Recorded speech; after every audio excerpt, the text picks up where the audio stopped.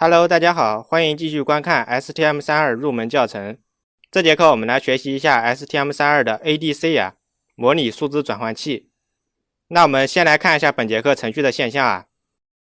本节课共有2个程序，第一个程序是 AD 单通道，第二个是 AD 多通道。先看一下第一个 AD 单通道啊，下载，看一下面包板，在面包板的这里啊，我接了一个电位器。就是滑动变阻器哈，用这个电位器产生一个0到 3.3 伏连续变化的模拟电压信号，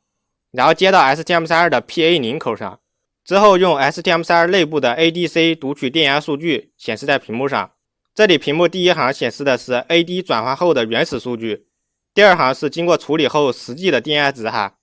那我们拧一下这个电位器试一下，往左拧 AD 值减小，电压值也减小啊 ，AD 值最小是0，对应的电压就是0伏。往右拧 ，AD 值变大，对应电压值也变大哈。STM32 的 ADC 是12位的，所以 AD 结果最大值是4095哈，也就是2的12次方减1，对应的电压是 3.3 伏。这就是第一个程序的现象。那对于 GPIO 来说，它只能读取引脚的高低电频哈，要么是高电频，要么是低电频，只有2个值。而使用了 ADC 之后呢，我们就可以对这个高电频和低电频之间的任意电压进行量化，最终用一个变量来表示，读取这个变量就可以知道引脚的具体电压到底是多少了。所以 ADC 其实就是一个电压表哈，把引脚的电压值测出来，放在个变量里，这就是 ADC 的作用。好，那我们继续看一下第二个代码。第二个代码是 AD 多通道，看一下。在这里我又接了3个传感器模块哈，分别是光敏电阻、热敏电阻和反射红外模块，把它们的 AO 啊模拟电压输出端分别接在了 A1、A2、A3 引脚，加上刚才的电位器啊，总共4个输出通道，然后测出来的4个 AD 数据啊分别显示在屏幕上。我们来试一下，第一个电位器啊，看第一行的 AD0， 往左拧减小，往右拧增大，和上一个程序现象一样哈。然后光敏电阻看第二行的 AD1， 遮挡一下光敏电阻，光线减小 ，AD 值增大，移开，光线增大 ，AD 值减小。然后热敏电阻看第3行的 AD2 啊，用手热一下这个热敏电阻哈，温度升高 ，AD 值减小，移开，温度降低 ，AD 值增大。最后是反射红外传感器哈，手靠近有反光 ，AD 值减小，移开没有反光 ，AD 值增大。这就是第二个程序的现象。好，那接下来我们就来看一下 PPT 啊。首先看一下 ADC 的简介。ADC 它的英文全称是 Analog to Digital Converter， 意为模拟到数字转换器啊，简称模数转换器或者叫 AD 转换器。下面一条哈 ，ADC 可以将引脚上连续变化的模拟电压转换为内存中存储的数字变量，建立模拟电路到数字电路的桥梁。那刚才通过程序现象我们也看到了哈 ，STM32 主要是数字电路，数字电路只有高低电频，没有几伏电压的概念哈。所以如果想读取电压值，就需要借助 ADC 模数转换器来实现了。ADC 读取引脚上的模拟电压，转换为一个数据，存放在寄存器里，我们再把这个数据读取到变量里来，就可以进行显示啊、判断、记录啊等等操作了。ADC 可以将模拟信号转换为数字信号，是模拟电路到数字电路的桥梁哈。ADC 是模拟到数字的桥梁，那反过来有模拟到数字的桥梁，那肯定就有数字到模拟的桥梁，对吧？这就是 DAC 数字模拟转换器。使用 DAC 就可以将数字变量转化为模拟电压。不过在上一节呢，我们还学到了一个数字到模拟的桥梁，是啥呢？ PWM。上节我们使用 PWM 来控制 LED 的亮度啊、电机的速度，这就是 DAC 的功能哈。同时 PWM 只有完全导通和完全断开2种状态，在这2种状态上都没有功率损耗哈。所以在直流电机调速这种大功率的应用场景，使用 PWM 来等效模拟量是比 DAC 更好的选择哈，并且 PWM 电路更加简单，更加常用，所以可以看出 PWM 还是挤占了 DAC 的很多应用空间哈。目前 DAC 的应用主要是在波形生成这些领域，比如信号发生器、音频解码芯片等，这些领域 PWM 还是不好替代的哈。好，这就是 ADC 和 DAC 的简单介绍了。我们本节学习的是 ADC，DAC 大家就自行了解了。我们这个型号的 STM32 也没有 DAC 的外设哈。那继续看下一条 ，STM32 的 ADC 是12位逐次逼近型的 ADC，1微秒的转换时间。逐次逼近型，这是这个 ADC 的工作模式啊，等会儿再细说。然后12位和1微秒的转换时间，这里就涉及到 ADC 的2个关键参数了。第一个是分辨率，一般用多少位来表示啊？12位 AD 值，它的表示范围就是0到2的12次方减1，就是量化结果的范围是0到4095，位数越高啊，量化结果就越精细，对应分辨率就越高。第二个是转换时间，就是转换频率啊。AD 转换是需要花一小段时间的，这里1微秒就表示从 AD 转换开始到产生结果需要花1微秒的时间，对应 AD 转换的频率就是1兆赫兹，这个就是 STM32 ADC 的最快转换频率哈。如果你需要转换一个频率非常高的信号，那就要考虑一下这个转换频率是不是够用啊。如果你的信号频率比较低，那这个最大1兆赫兹的转换频率也完全够用了哈。然后看下一条，输入电压范围0到 3.3 伏，转换结果范围0到4095。这个 ADC 的输入电压哈，一般要求都是要在芯片供电的负极和正极之间变化的哈。最低电压就是负极0伏，最高电压是正极 3.3 伏。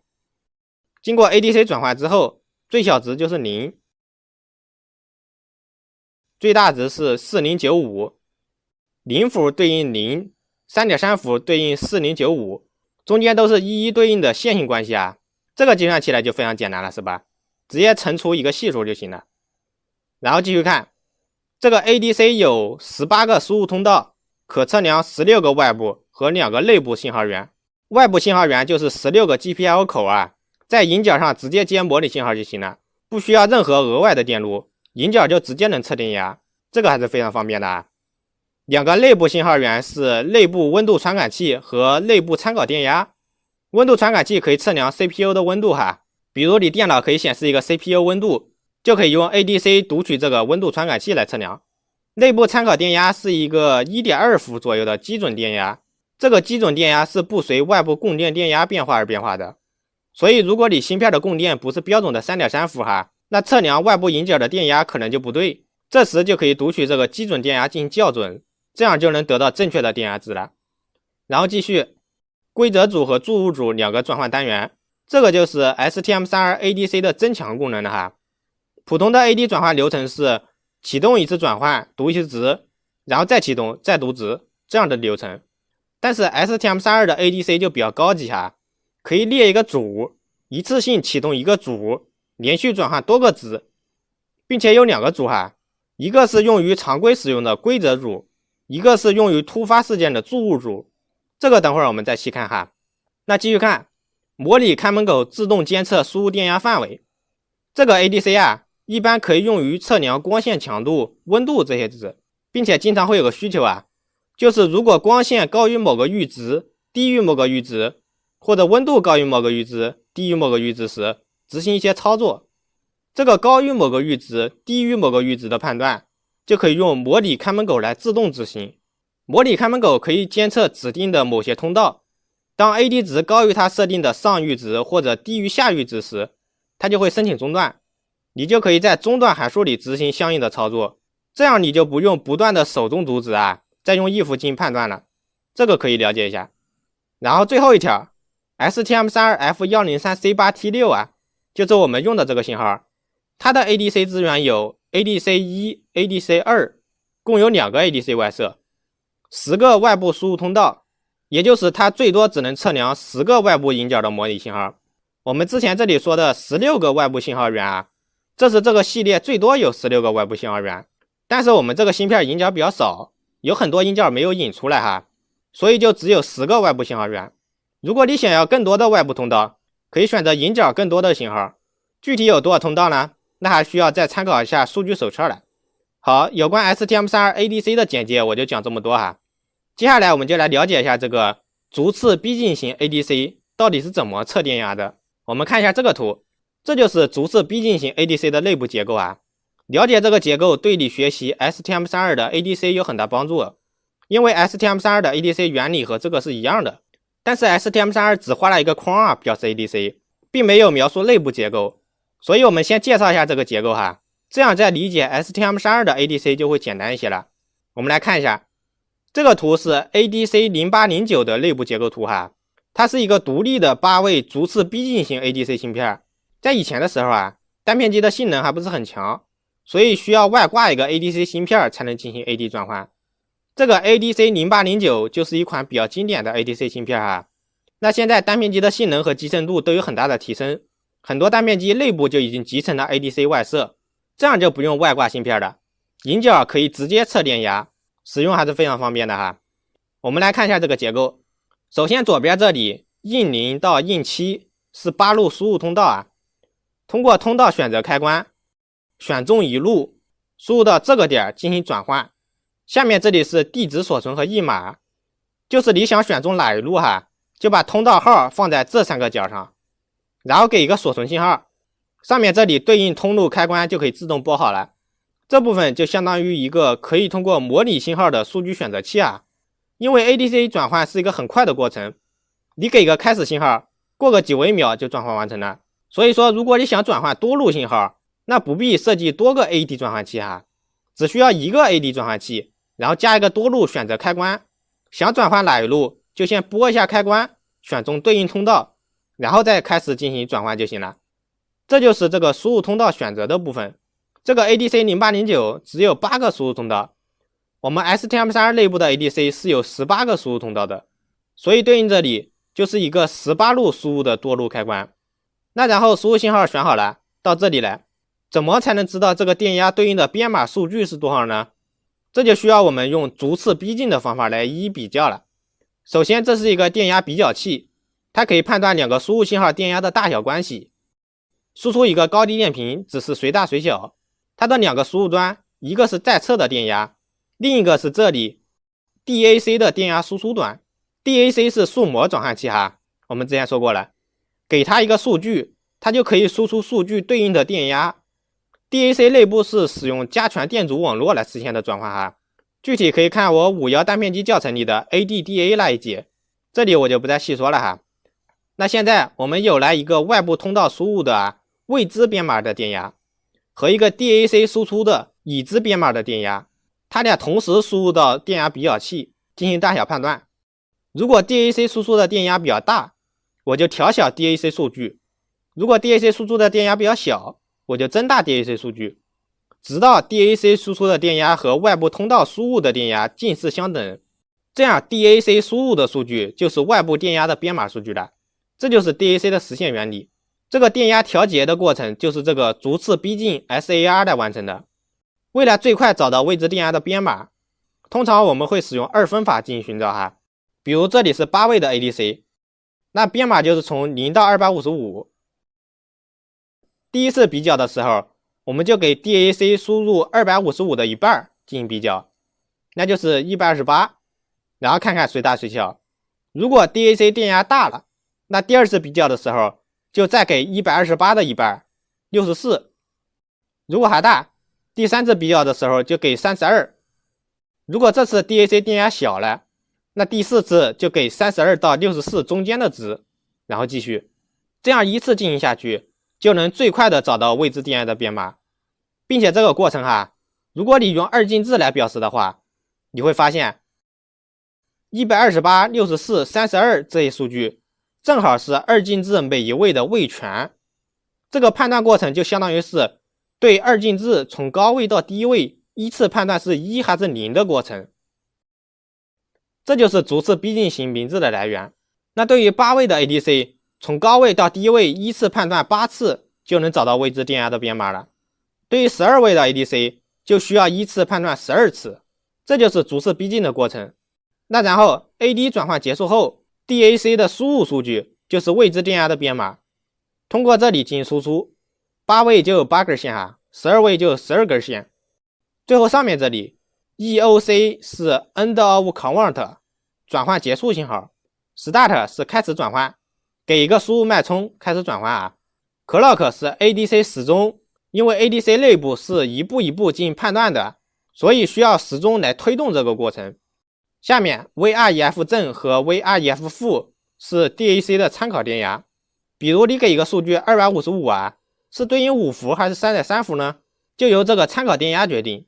这个 DAC 的参考电压也决定了 ADC 的输入范围，所以它也是 ADC 参考电压。最后左边是整个芯片电路的供电VCC 和 GND。通常参考电压的正极和 VCC 是一样的，会接在一起。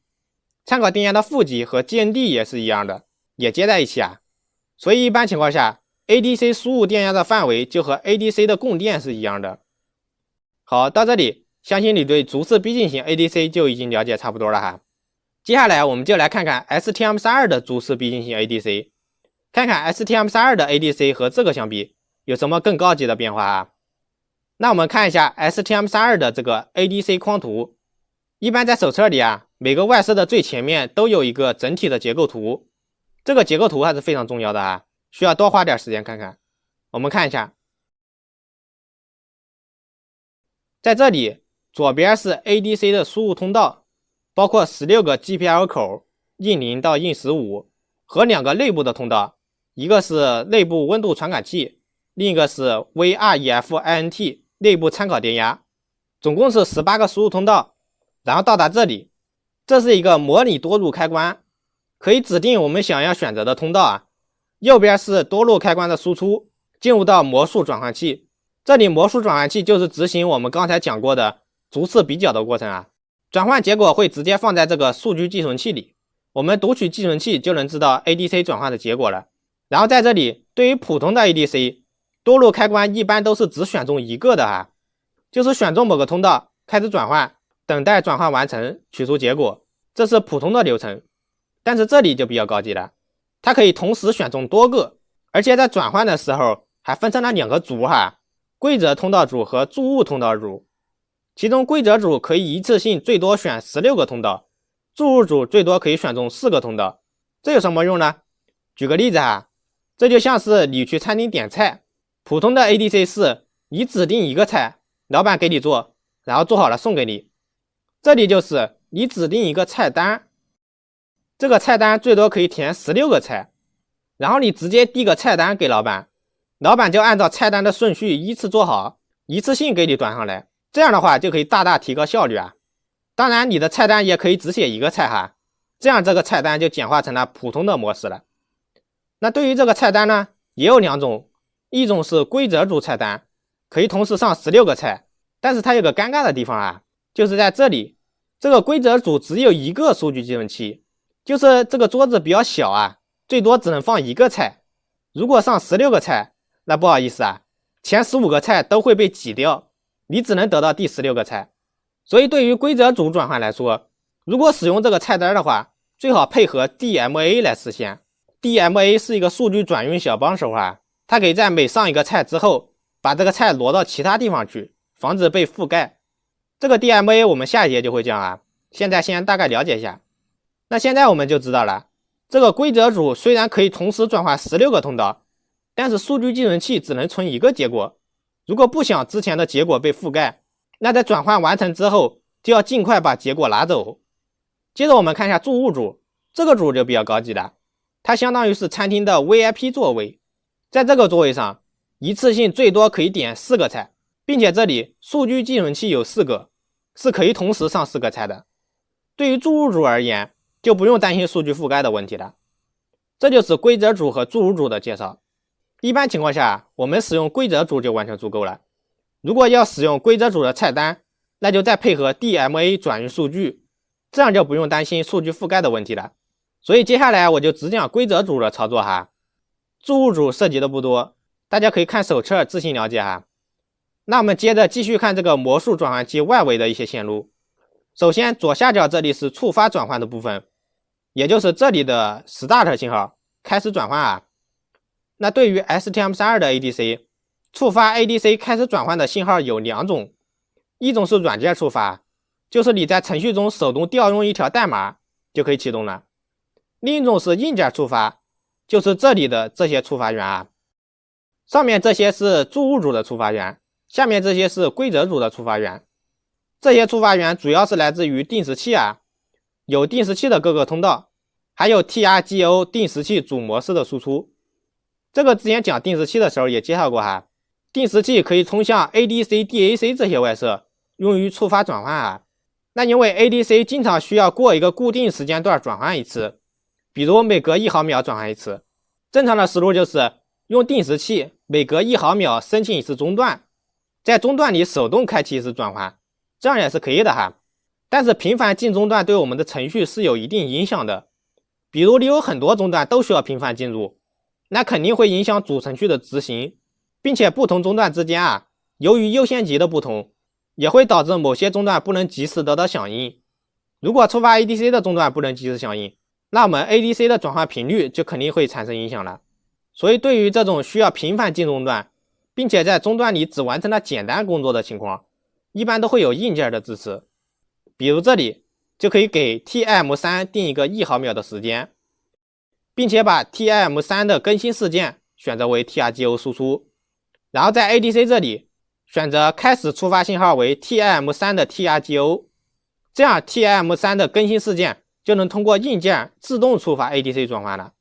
整个过程不需要进中断，节省了中断资源。这就是这里定时器触发的作用。当然这里还可以选择外部中断引脚来触发转换，都可以在程序中配置啊。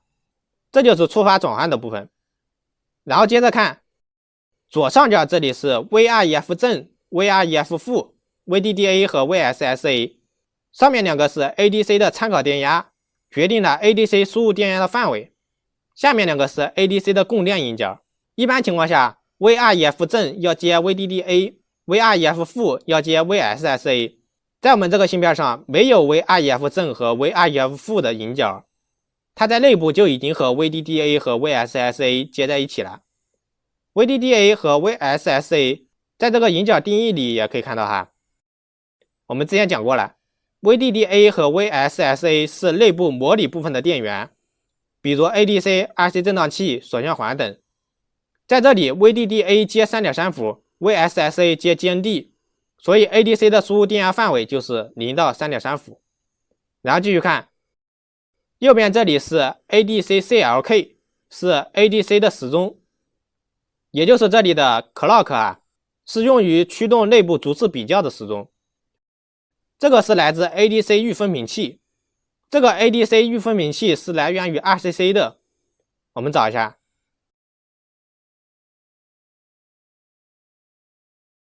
在这里哈 ，APB2 时钟72兆赫兹，然后通过 ADC 预分频器进行分频，得到 ADC-CLK。ADC-CLK 最大是14兆赫兹，所以这个预分频器就有点尴尬哈，它可以选择2468分频。如果选择2分频，72兆除以2等于36兆，超出允许范围了。4分频之后是18兆，也超了。所以对于 ADC 预分频器，只能选择6分频，结果是12兆，和8分频，结果是9兆这两个值。这个在程序里要注意一下哈。然后回到这里，这是 ADC 的时钟。继续看上面，这里是 DMA 请求，这个就是用于触发 DMA 进行数据转运的，我们下节再讲哈。然后是两个数据计算器，用于存放转换结果的。上面这里还有模拟看门狗，它里面可以存一个阈值高线和阈值低线。如果启动了模拟看门狗，并且指定了看门的通道，那这个看门狗就会关注它看门的通道，一旦超过这个阈值范围了，它就会乱叫啊，就会在上面申请一个模拟看门狗的中断，最后通向 NVIC。 然后对于规则组和注入组而言呢，它们转换完成之后也会有一个 EOC 转换完成的信号，在这里 EOC 是规则组的完成信号， JEOC 是注入组完成的信号。这两个信号会在状态计算器里置一个标志位啊，我们读取这个标志位就能知道是不是转换结束了。同时这两个标志位也可以去到 NVIC 申请中断，如果开启了 NVIC 对应的通道，它们就会触发中断。好，有关 ADC 的这个框图我们就介绍完了。那接下来就来看一下我这里总结的一个 ADC 基本结构图，再来回顾一下左边是输入通道，16个 GPL 口，外加2个内部的通道，然后进入 AD 转换器。AD 转换器里有2个组，一个是规则组，一个是注入组。规则组最多可以选中16个通道，注入组最多可以选择4个通道。然后转换的结果可以存放在 AD 数据计算器里，其中规则组只有1个数据计算器，注入组有4个。然后下面这里有触发控制，提供了开始转换这个 start 信号。触发控制可以选择软件触发和硬件触发，硬件触发主要是来自于定时器当然也可以选择外部终端的硬件。右边这里是来自于 RCC 的 ADC 时钟 clock，ADC 逐次比较的过程就是由这个时钟推动的。然后上面可以布置一个模拟看门狗，用于监测转换结果的范围。如果超出设定的阈值，就通过中断输出控制向 NVIC 申请中断。另外，规则组和注入组转换完成后会有个 EOC 信号，它会置一个标志位当然也可以通向 NVIC。最后右下角这里还有个开关控制，在酷函数中就是 ADC CMD 函数，用于给 ADC 上电的。那这些就是 STM32 ADC 的内部结构图了。接下来我们再了解一些细节的问题首先看一下输入通道，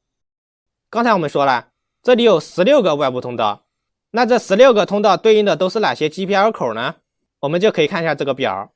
这些就是 ADC 通道和引脚复用的关系。这个对应关系也可以通过引脚定义表看出来我们看一下，在这里可以看到 ADC12 印0对应的是 PA0 引脚，印1对应 PA1 引脚，然后印2、印3、印4、印5、印6、印7、印8、印9，依次对应的是 PA2 到 PB1。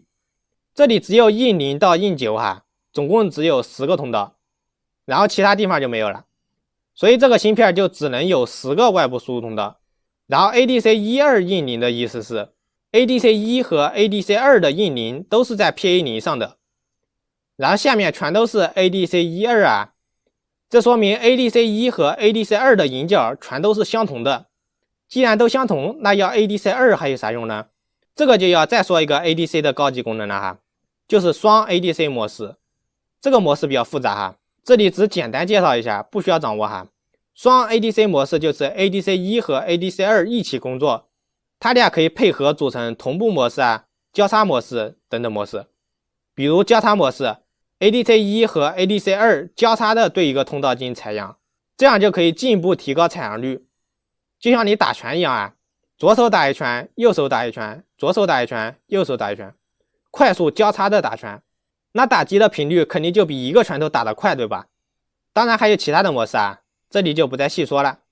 这就是 ADC1 和 ADC2 配合使用的双 ADC 模式。当然 ADC1 和 ADC2 也是可以分开使用的可以分别对不同的引脚进行采样，这样也是可以的。那回到这里，这个表就是 ADC 的通道和引脚对应表，和引脚定义那个是一样的这里通道有0到17，总共是18个通道。通道16对应 ADC1 的温度传感器，通道17对应 ADC1 的内部参考电压。这里只有 ADC1 有通道16和17ADC2 和 ADC3 是没有的。然后上面是 GPIO 的引脚， ADC1 和 ADC2 的引脚是完全相同的， ADC3 中间会有些变化，不过我们这个芯片也没有 ADC3 不用管的。这里引脚的顺序就是 PA0 到 PA7， 然后 PB0 到 PB1， 再然后 PC0 到 PC5。 由于我们这个芯片没有 PC0 到 PC5， 所以这些通道就没有了。这就是通道和引脚的关系，了解一下。接下来我们再了解一下规则组的4种转换模式，分别是单次转换非扫描模式、连续转换非扫描模式、单次转换扫描模式和连续转换扫描模式。那在我们 ADC 初始化的结构体里，会有两个参数啊，一个是选择单次转换还是连续转换的，另一个是选择扫描模式还是非扫描模式的。这两个参数组合起来就有这4种转换方式。我们来逐一看一下。第一种单次转换非扫描模式，这个是最简单的哈。这里我画了一个列表，这个表就是规则组里的菜单，有16个空位，分别是序列1到序列16。你可以在这里点菜啊，就是写入你要转换的通道。在非扫描的模式下，这个菜单就只有第一个序列1的位置有效，这时菜单同时选中一组的方式就退化为简单的选中一个的方式了。在这里我们可以在序列1的位置指定我们想转换的通道，比如通道2写到这个位置，然后我们就可以触发转换啊， ADC 就会对这个通道2进行魔术转换。过一小段时间后啊，转换完成，转换结果放在数据寄存器里，同时给 EOC 标志位置1，整个转换过程就结束了。我们判断这个 EOC 标志位，如果转换完了，那我们就可以在数据寄存器里读取结果了。如果我们想再启动一次转换，那就需要再触发一次，转换结束至 EOC 标志位读结果。如果想换一个通道转换啊，那在转换之前把第一个位置的通道2改成其他通道，然后再启动转换，这样就行了。这就是单次转换非扫描的模式，没有用到这个菜单列表哈，也是比较简单的一种模式。接下来我们看一下连续转换非扫描的模式。首先它还是非扫描模式，所以菜单列表就只用第一个。然后它与上一种单次转换不同的是，它在一次转换结束后不会停止，而是立刻开始下一轮的转换，然后一直持续下去。这样就只需要最开始触发一次，之后就可以一直转换了。这个模式的好处就是开始转换之后不需要等待一段时间的，因为它一直都在转换，所以你就不需要手动开始转换了，也不用判断是否结束的。想要读 AD 值的时候，直接从数据寄存器取就是了。这就是连续转换非扫描的模式。然后继续看单次转换扫描模式，这个模式也是单次转换，所以每触发一次，转换结束后就会停下来，下次转换就得再触发才能开始。然后它是扫描模式，这就会用到这个菜单列表了。你可以在这个菜单里点菜，比如第一个菜是通道2，第二个菜是通道5，等等等等。这里每个位置是通道几啊，可以任意指定，并且也是可以重复的。然后初始化结构体里还会有个参数，就是通道数目。因为这16个位置你可以不用完，只用前几个，那你就需要再给一个通道数目的参数，告诉它我有几个通道。比如这里指定通道数目为7，那它就只看前7个位置，然后每次触发之后，它就依次对这前7个位置进行 AD 转换，转换结果都放在数据寄存器里。这里为了防止数据被覆盖，就需要用 DMA 及时将数据挪走。那7个通道转换完成之后，产生 EOC 信号，转换结束，然后再触发下一次，就又开始新一轮的转换。这就是单次转换扫描模式的工作流程。那最后再看一下连续转换扫描模式，这个模式就应该可以猜出来了吧？它就是在上一个模式的基础上变了一点，就是一次转换完成后，立刻开始下一次的转换。和上面这里非扫描模式的单次和连续是一个套路哈。这就是连续转换扫描模式。当然在扫描模式的情况下，还可以有一种模式哈，叫间断模式。它的作用是在扫描的过程中，每隔几个转换就暂停一次，需要再次触发才能继续。这个模式我没有列出来哈，要不然模式太多了，大家了解一下就可以了，暂时不需要掌握。好，这些就是 STM32 ADC 的4种转换模式，我们在写程序的时候会用到哈，到时候再看看程序现象有什么不同。那接下来继续，我们再来看几个小知识点。第一个是触发控制，这个我们刚才讲过哈，这个表就是规则组的触发源，也就是前面 ADC 框图的这里啊。在这个表里有来自定时器的信号，还有这个来自引脚或定时器的信号。这个具体是引脚还是定时器啊，需要用 AFIO 重映色来确定。最后是软件控制位，也就是我们之前说的软件触发。这些触发信号怎么选择，可以通过设置右边这个寄存器来完成。当然使用酷函数的话，直接给个参数就行了哈。这就是触发控制，再简单说一下。接着下一个知识点是数据对齐。我们这个 ADC 是12位的，它的转换结果就是一个12位的数据。但是这个数据计算器是16位的，所以就存在一个数据对齐的问题。这里第一种是数据右对齐，就是12位的数据向右靠，高位多出来的几位就补0。第二种是数据左对齐，是12位的数据向左靠，低位多出来的几位补0。在这里我们一般使用的都是第一种右对齐啊，这样读取这个16位计算器直接就是转换结果。如果选择左对齐直接读的话，得到的数据会比实际的大，因为数据左对齐实际上就是把数据左移了4次。二进制有个特点哈，就是数据左移1次就等效于把这个数据乘2，那这里左移了4次就相当于把结果乘16了，所以直接读的话会比实际值大16倍。那要这个左对齐有啥用呢？这个用途就是如果你不想要这么高的分辨率，你觉得0到4095数太大了，我就做个简单的判断，不需要这么高分辨率，那你就可以选择左对齐，然后再把这个数据的高8位取出来，这样就舍弃掉了后面4位的精度，这个12位的 ADC 就退化成了8位的 ADC 了，这就是左对齐的作用。不过我们一般用的话选右对齐就行了哈。如果需要裁减一些分辨率，大不了就先把12位都取出来再做处理，这也是可以的哈，就是多算了一步而已。这就是数据左对齐和右对齐。接着看一下下一个知识点，转换时间，这个大概讲一下哈。不过转换时间这个参数我们一般不太敏感，因为一般 AD 转换都很快啊，如果不需要非常高速的转换频率，那转换时间就可以忽略了。我们来看一下哈，之前我们说了 AD 转换是需要一小段时间的，就像厨子做菜一样，也是需要等一小会儿才能上菜的。那 AD 转换的时候有哪些步骤需要花时间呢？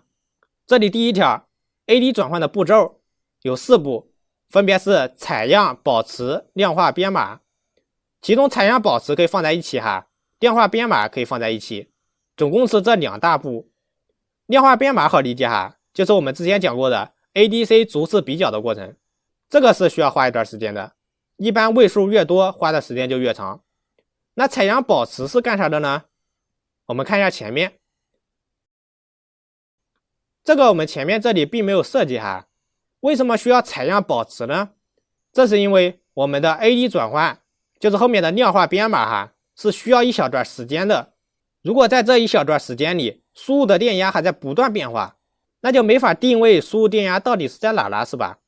所以在量化编码之前，我们需要设置一个采样开关，先打开采样开关，收集一下外部的电压，比如可以用一个小容量的电容存储一下这个电压。存储好了之后，断开采样开关，再进行后面的 AD 转换。这样在量化编码的期间，电压始终保持不变，这样才能精确的定位未知电压的位置。这就是采样保持电路。那采样保持的过程啊，需要闭合采样开关，过一段时间再断开，这里就会产生一个采样时间。那回到这里，我们就得到了第2条 STM32 ADC 的总转换时间为 T-convert 等于采样时间加 12.5 个 ADC 周期。采样时间是采样保持花费的时间，这个可以在程序中进行配置哈。采样时间越大，越能避免一些毛刺信号的干扰，不过转换时间也会相应延长哈。12.5 个 ADC 周期是量化编码花费的时间，因为是12位的 ADC， 所以需要花费12个周期，这里多了半个周期哈，可能是做一些其他东西花的时间。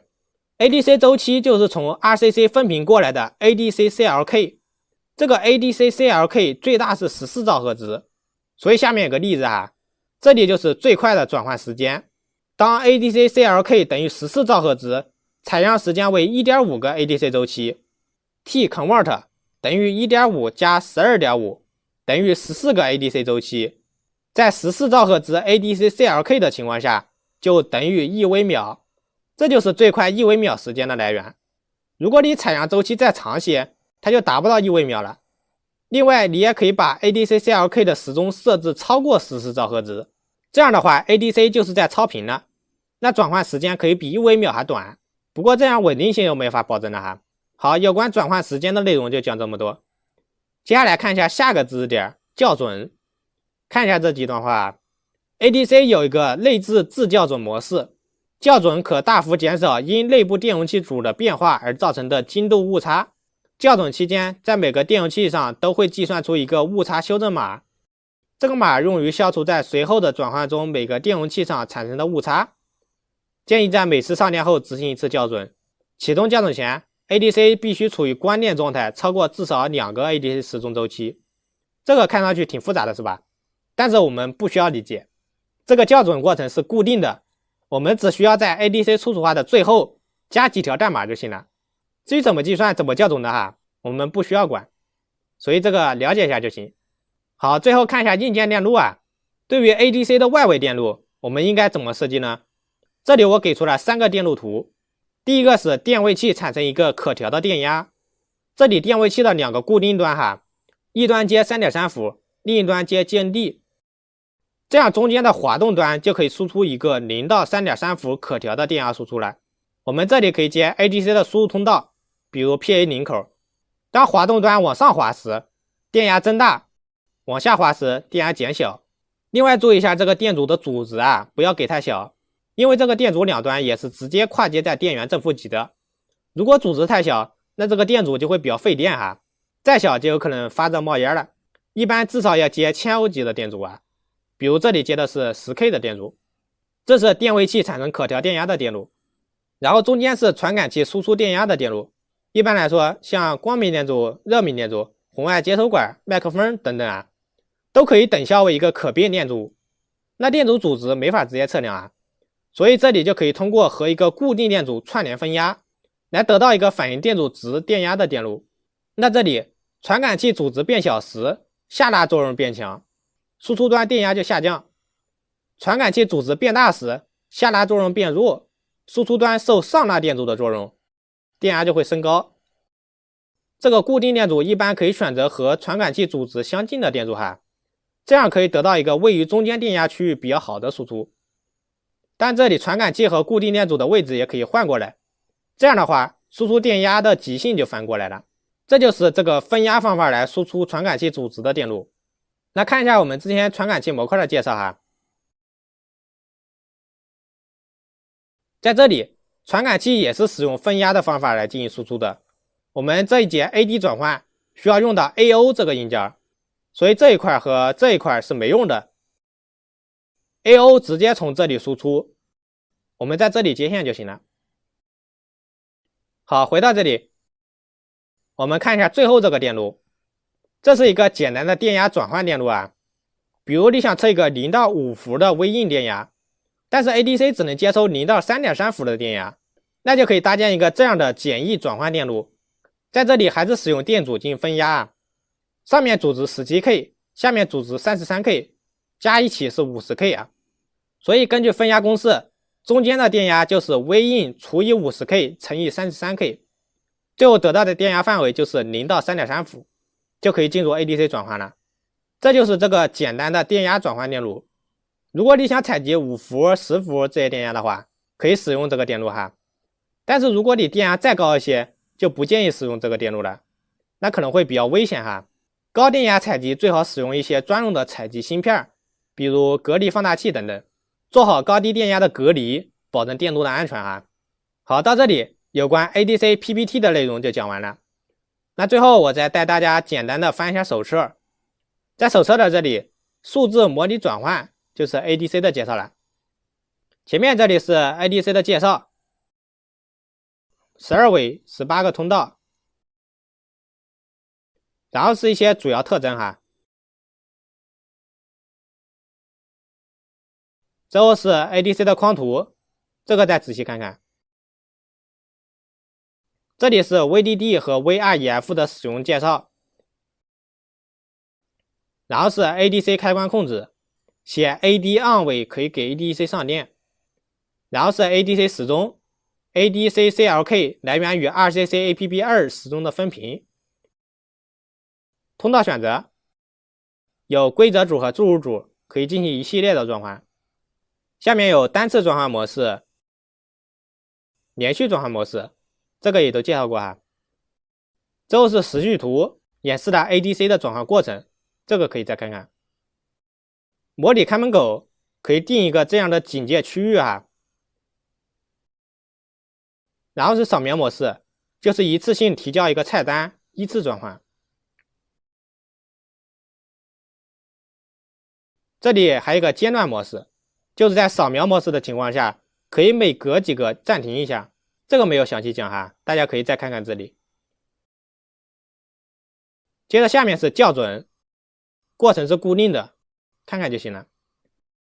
然后是数据对齐，有左对齐和右对齐。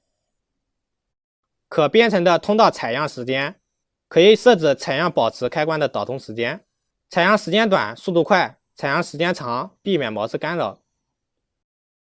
下面是外部触发转换，可以有软件触发和硬件触发，这里有很多表哈，和框图里也是对应的。之后 DMA 请求，在扫描模式的情况下，可以使用 DMA 转运数据。然后是双 ADC 模式，是 ADC1 和 ADC2 配合使用的情况，这个就比较复杂了，我们可以暂时不用了解。有这么多哈。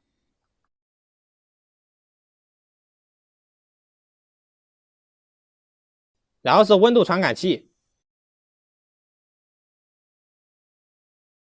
这里有公式可以计算温度值。ADC 中段有3个，规则组 EOC、注入组 EOC 和模拟看门狗。那最后就是寄存器介绍了，我们看一下。